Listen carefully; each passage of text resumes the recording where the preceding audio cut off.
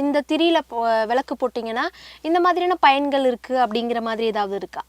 அந்த மாதிரியெல்லாம் இப்போ யார் விளக்கு திரி போடுதா? பருத்தி பஞ்சில் தான் போடணும்.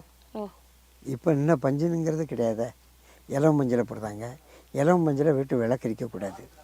பருத்தி பஞ்சில் மட்டும்தான் விளக்கரிக்கணும். இலவம் பஞ்சு வந்து ஆன்மீகத்துக்கு ஆகாது. இலவம் பஞ்சு இருந்த மரம் இருந்த வீடும் அபிவிருத்தி ஆகாது.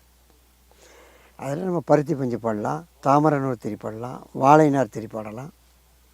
வாழை நார் திரிங்கிறது அந்த வாழை மட்டையை உரித்த உடனே உள்பக்கம் ஒரு நாரை உரிப்பாங்க, அதை திரித்து போடலாம். துணி திரி போடலாம், நூல் திரி போடலாம். போடுறது பெருசில் அதை நல்ல முறைகளில் திரித்து போடணும். இப்போ பெண்களுக்கு எங்கே திரிக்க தெரியுது? கடையில் தானே வாங்கி போடுறாங்க. பெற்றவங்க சொன்னாலும் அந்த படிக்கக்கூடிய காலத்தில் அதெல்லாம் படிக்காமல் இன்றைக்கி பல விதமான இன்னல்களை மாட்டிட்டு குத்துதான் குடையுதானே என்ன அர்த்தம்?